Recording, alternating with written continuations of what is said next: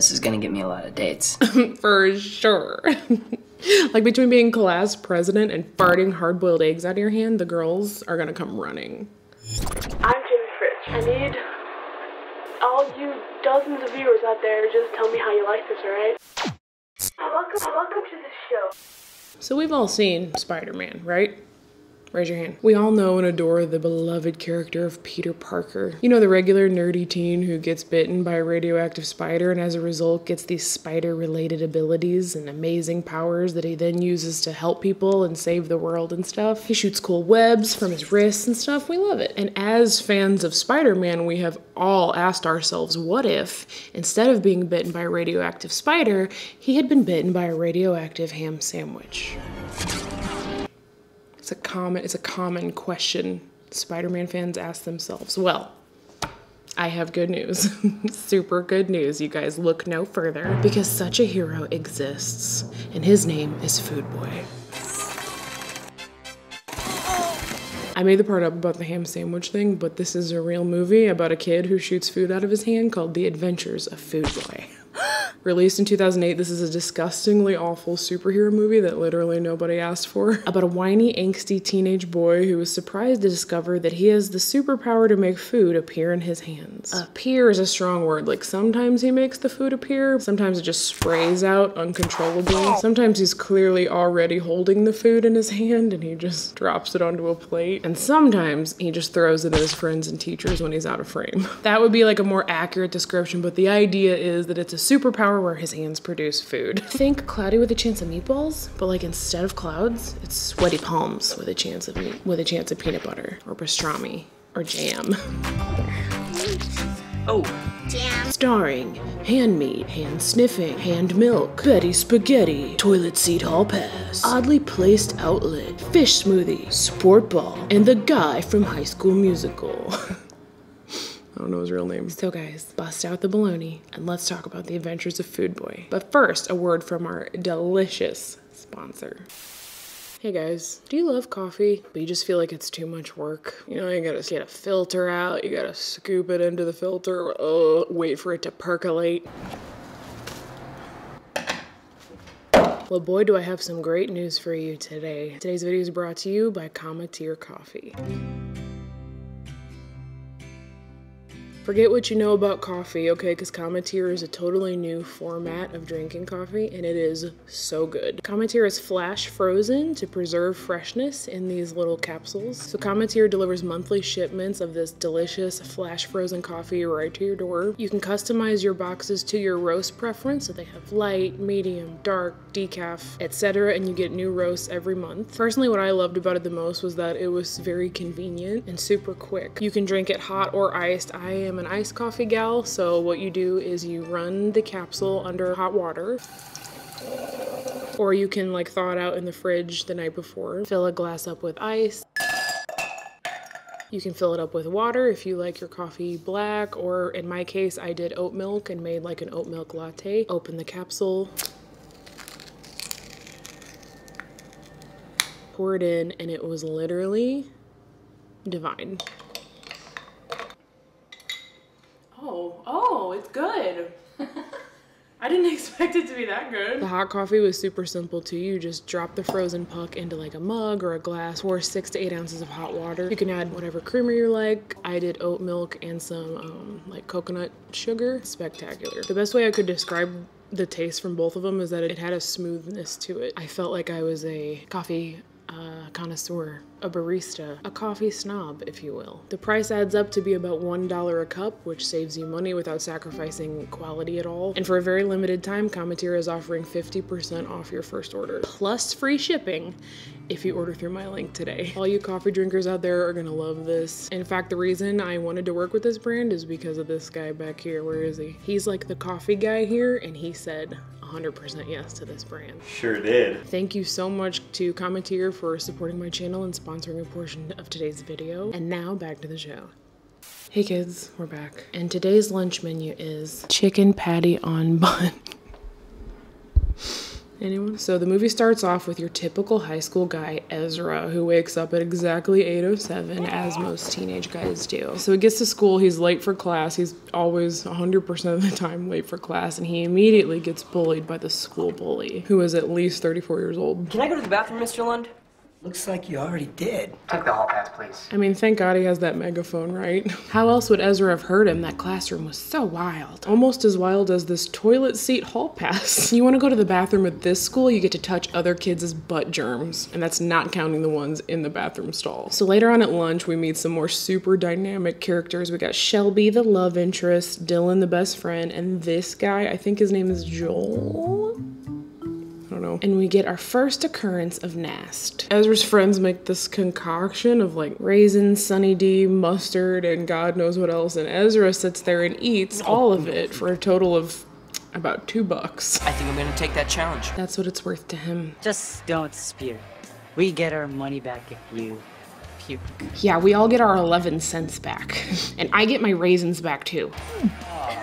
Impressive. Yeah, Shelby she's very dynamic, so just be prepared. Meanwhile, bully Garrett, he's bullying again. He like lightly taps this kid with his shoulder, which causes him to ever so gently fall. His facial expression just never changed. He was just like... So Ezra suddenly decides like he's had enough of Garrett. Somebody needs to stand up to Garrett, you know? Because Garrett has been the class president several years in a row, and it's someone else's turn. I now announce my candidacy to run against Garrett for junior class president. So your friends aren't supportive, okay? Big deal. I'm sure your family will be. I was wrong. Okay, so this is Dad and Grandma who he lives with. Grandma makes super good dinners. They're French cut frozen green beans, and I steamed them, seasoned them, and then I froze them. What a weird grandma. I wonder what Ezra thinks about her. I was thinking last night about my grandma and her long, boring, pathetic life. Mystery solved, I guess. Justine is pretty much... Actually, she is the best looking girl in our class. And she's only like 36, which is a huge bonus. So Ezra stands up in the middle of the class to announce that he is running for junior class president. Come by my lunch table during lunch. As opposed to during breakfast. If, you want to see what this year could be like. See what this year could be like. So he's gonna demonstrate some sort of like presidential skill, right? Something to assure the student body that he has what it takes to lead them. Let's see what he does.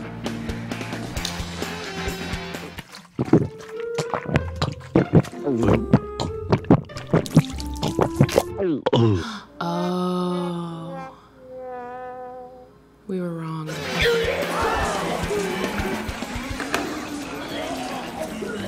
Gross. Good thing he sanitized his hands for a weirdly long time beforehand.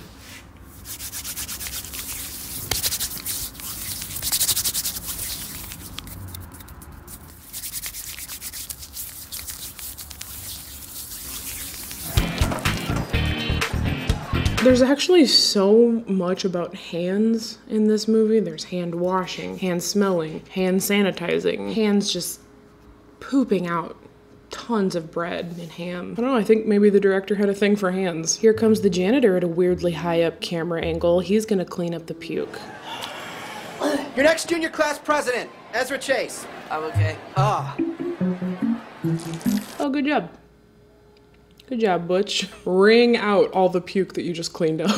I like how he walks off like he's in search of something to dry his hands off with. Like, ew, anybody got a hand towel?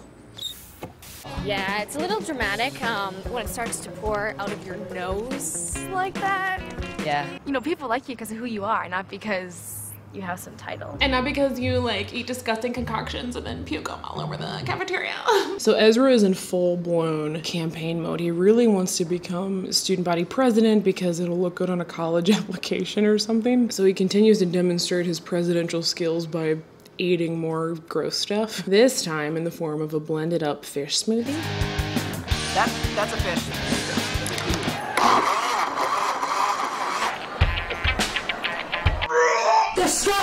Why are you here, Butch? He kept everything down this time. You seem a little eager. Well, because we have to take our first short break, and when we come back, peanut butter face. See you there. Hey kids, we're back, and things are about to get nutty. So Ezra shows up late again to class during silent reading time, and he notices that his hand smells weird.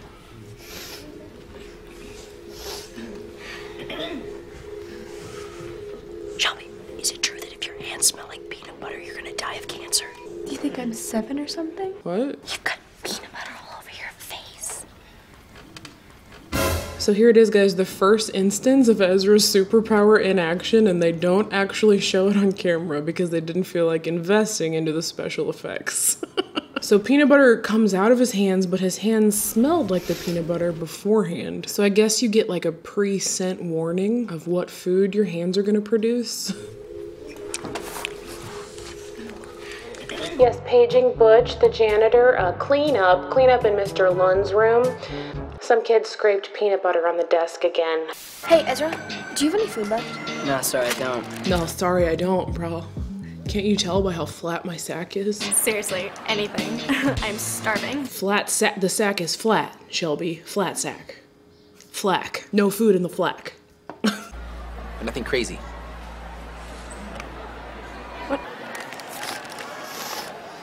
So quit smelling everything. Oh yeah, that's the weird part, Dylan. Him smelling stuff. Not the fact that he just conjured an entire orange out of his flack. So guys, it's time for the presidential candidate debate, okay? Ezra is nervous, he's backstage. My hands smell like pastrami. It's fine. Just some last minute nerves. Oh my god, your hands smell like pastrami when you get nervous too? I thought I was the only one. I feel seen. So as the pre-smell warning would predict, Ezra starts pooping pastrami out of his hands. Root beer, you lemon lime, whatever you want. That's how good of a sophomore president I'll be. I will be the best Again, which no one questions. class president ever. I'll earn your vote because I need your vote. I'll buy your vote, and I'm the man for the job. Lock up your women. Would you stop doing that? Also, are we gonna acknowledge the voice in the background of the kid who I think is running for sophomore class president? I'm the man for the job.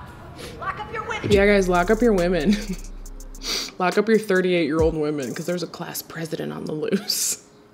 You know that thing all women want? I like the name they chose for him. I am Edgar J. Fleshman. It's a solid name. Sorry, I got distracted. It's debate time. Let's see what happens. Ezra, your opening statement, please. Oh, yes, Oh, yes, right, sorry. I was busy smelling my hand for the 18th time in this movie. So as you could have probably predicted, the speech gets pretty chaotic as he starts like shooting pastrami out of his hands. Why does it have to make that sound every time though? And why is there so much moisture squirting out? Was the pastrami pickled? So the meat is just like pelting people in the face, you know, and Mr. Lund is pretty ticked. He's not a fan, but personally, like as a teenage girl in high school, I would have been super into this. Questions are hard. That's gonna stain. Thank you, Mother.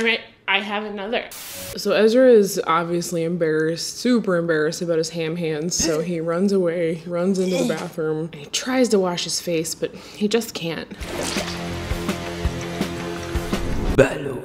And then, guys, then it is just full-blown handemonium.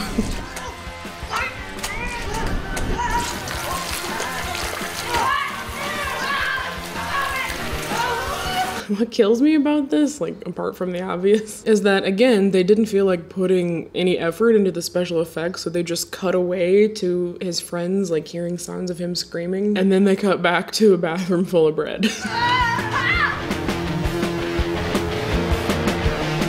Bread.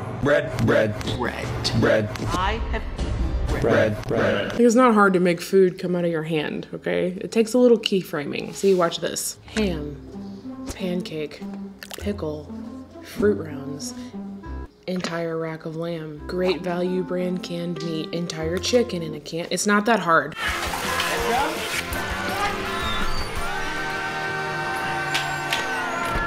I feel like at this point his name is no longer Ezra, okay? Sorry, dude, but you don't get to have a name that means God is my help, okay? You want to shoot bread everywhere, so now your name is Breadward. Bread. Deal with it. Should we start a male protagonist fall compilation? Should Breadward be the first? Hi, Mom. Not now! Does this involve food exploding out of your hands? That's weirdly specific.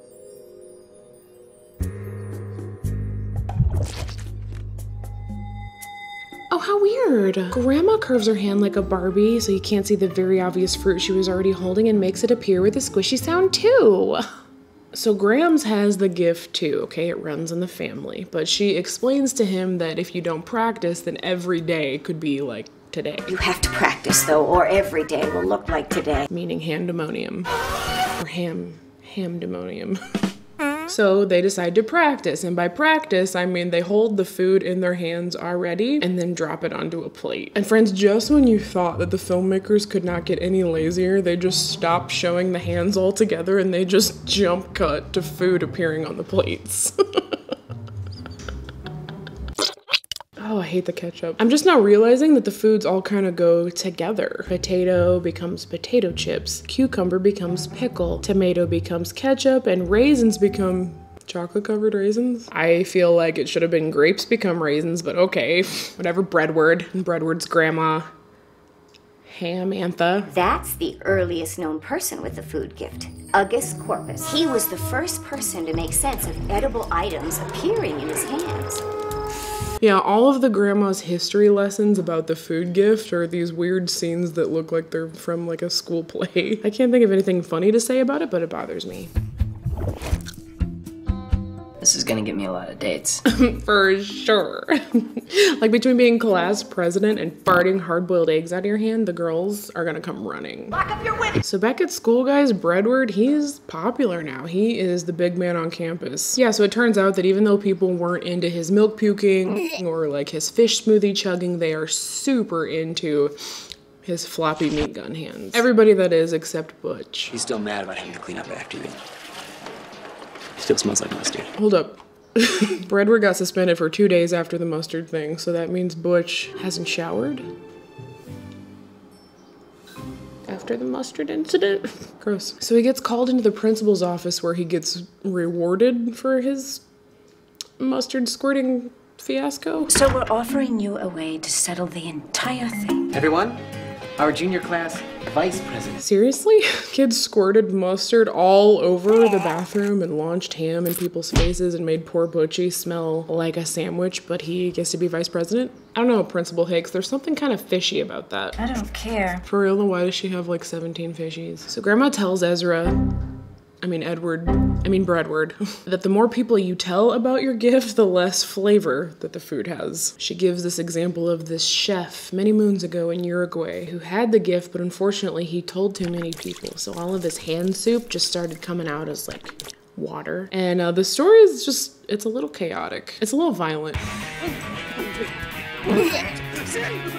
Dude, will you like be careful with him? You're gonna mess up his beautiful pink bow and his super wiggy wig. I love a wiggy wig. Wait a minute, is that Butch? Is that Butch in a wig? On that note, kids, we have to take another short break, and when we come back, we get to the real meat of the story. Don't miss it. Hey kids, we're back, and Breadward and Shelby are about to go on a run. Okay, is this the 4th or the 5th time he throws up in this movie? I've never seen a grown man in my life throw up as much as Ezra. I guess I better get going. I'm really hungry. That reminds me. Why did that look and sound like he pulled that orange out of you-know-where? You smell really bad. Shelby, if you had to describe it, would you say the smell is because he ran home from school in jeans? Or is it the ham hands? I can't believe how much you are sweating.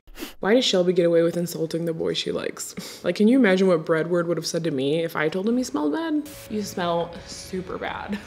Guess the orange really doesn't help either, does it? No, it doesn't. You still smell like someone sharded cabbage into a litter box. But I still like you. Okay. You guys, things aren't going well between me and Breadward.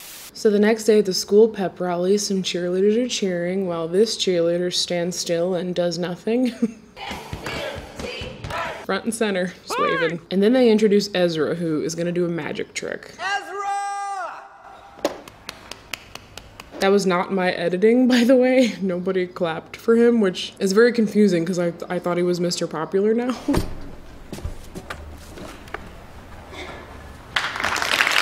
That's what does it for you guys? An air punch? I'm so confused. So anyway, he ends up shooting meat at everybody, which they of course love.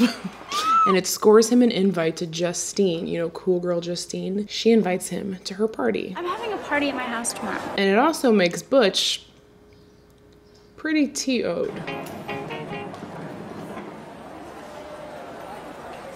Come on.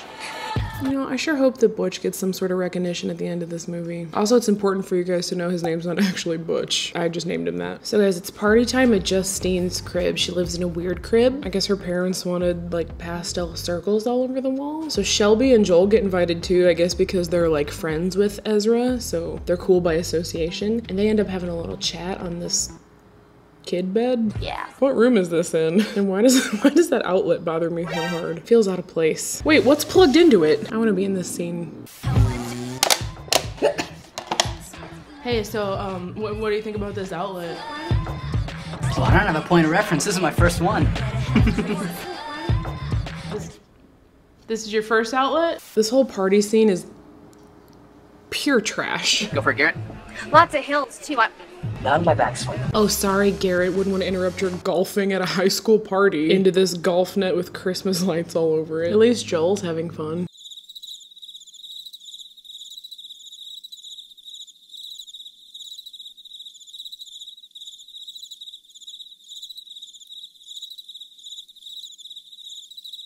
Why is no one at this party actually partying? They're golfing, rocking, sitting, and sitting.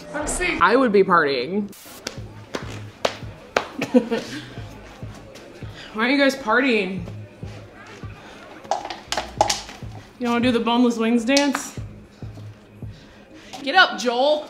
Sorry, I can't stop green screening myself into this movie. There's so many opportunities. Meanwhile, Dylan, remember best friend Dylan? He becomes captain of the golf team, which I guess makes Ezra kind of upset. Dylan Roberts.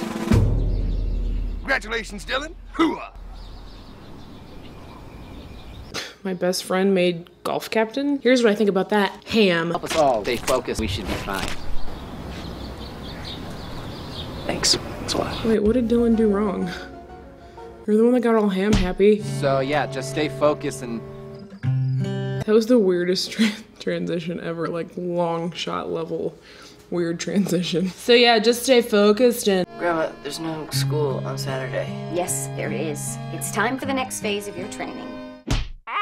His grandma makes him go to a homeless shelter to both practice using his gift and to like contribute to society. Because so far he's done nothing for anyone else, even though he can literally conjure food out of thin air. He'd rather use his power to become class president than say, I don't know, help solve the world hunger crisis. So this guy who works at the homeless shelter also has his own cooking show. You look like that guy on that food show. And he also knows all about the food hands, or the ham hands. But I know about it and I know about you. I thought if you told the secret, then it would ruin the flavor. Sarcasm this early. It's promising. Way to evade the question there, writers of this movie. That was a literal plot hole, and they just misdirect you like, hey, look over there. Sorry. On the 59th day, if you don't use your power, you lose it. This movie has the most oddly specific numbers. Like the grandma saying he was supposed to figure this out on his own for the first 3 days. You're supposed to try to figure this out on your own for the first 3 days. Or him waking up at 8:07. Or there was something about like the page number in the food book. Turn to page 590. And now this. On the 59th day. My brain can't take it. Okay, I'm almost as confused as Ezra is about what he's eating. This is really good. Like, really good. Where is this? Back at school, things aren't going well. Okay, Bredward gets a D+ on his Latin test because Mr. Lund can't read it because there's food smeared all over it. I can't read a test with food smeared all over it. Excuse me? I can still clearly make out each sentence, okay? See, watch. We got artifact protagonist, upset rhinoceros, fermented grapes make wine. True. Let's go skiing. Moose. Goat meat. I love duckin'. That's like a duck and a chicken mixed. It's pretty much my favorite animal. Watch me eat, and last but certainly not least, magnificent pastrami. I guess in addition to liking hands, the writer of this film really liked pastrami. Hands smell like pastrami. So guys, then there's a talent show, and I am thoroughly confused about Ezra's talent. He puts ingredients into a blender, and then they ask the volunteers what he should make with the ingredients. What do you think he should make with these ingredients? And then he covers the blender with a hat, and then reaches under the hat with the blender to pull the food out when he easily could have just pulled it out of a hat, right? Wouldn't that have been way cooler? Anyway, it all goes awry when 44-year-old Justine asks for watermelon. How about some watermelon? I love watermelon. And when he tries to make the watermelon, he instead just makes water and it sprays all over everyone. He ends up knocking Shelby to the ground because I guess, like, in addition to having no control over his gift all of a sudden, he also has no aim. Not to worry though, guys, Butchie's on the scene. I love how hard everyone is cheering for Butch, like, yas, go Butch. Clean that water up with water. This reminds me of that episode of SpongeBob where they cheer for SpongeBob when he's mopping up. Not Squidward. So the next day at school, Bully Garrett and Bradward get super mad at each other. They're like, so, we meet again.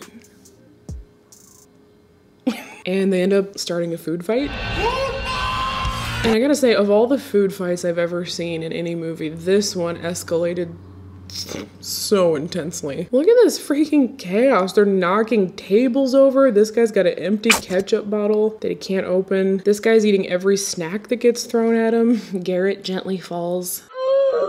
It's a lot. So Ezra is moved with pity at a condiment-covered Garrett laying on the ground, and he decides to help him by shooting frozen vegetables into a baggie and holding it over his eye, which makes way more sense than, like, you know, ice. Frozen green beans and carrots. And this is significant, okay, because today is the 59th day, and Ezra had actually planned on letting his gift expire this day. You know, he doesn't want to be Bradward the food boy freak, but he makes the veggies, so it's permanent, I guess.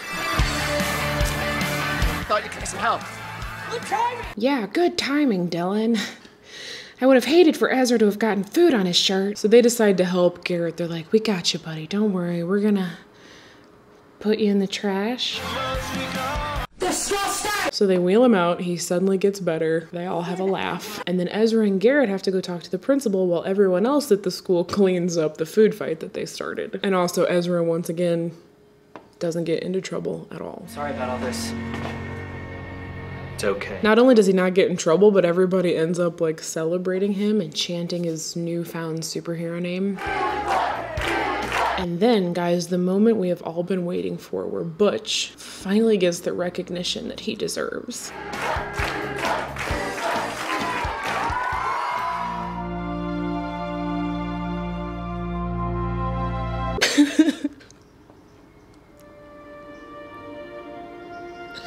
Sorry, you guys, it's just so moving. Oh, God. So the movie draws to a super awky close with Bradward and Shelby kissing, then wrestling, and then Ezra telling her that she stinks. You really need to take a shower. All right.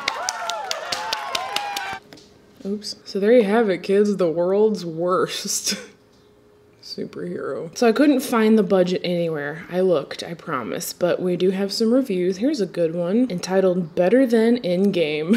This movie has enthralling character development and storytelling, plus that major twist at the end was amazing. Yeah, that big twist, you know? Sarcasm this early. It's promising. There was no twist. There wasn't even really a conflict, unless you count him just, like, not being a fan of his superpower. But nonetheless, this was such a gift, friends. I was delighted at every frame of this movie, even when I wanted to throw up. It's been so long since someone gave us this much bad material to make fun of, you know? I gotta run, but make sure to join me over on Patreon if you want to see all the behind the scenes footage from today's green screen clips. Subscribe to my second channel if you want, if you like to see influencers in the wild. And I will see you guys later. I gotta go scrape some peanut butter off my hand onto my desk back there, so. Bye!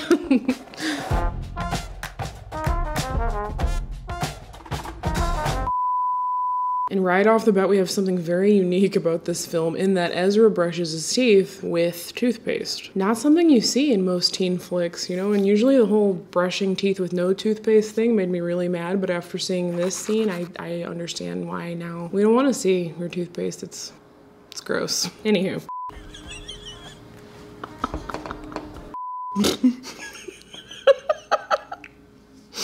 I just spit my laugh out. So Grandma tells Ezra.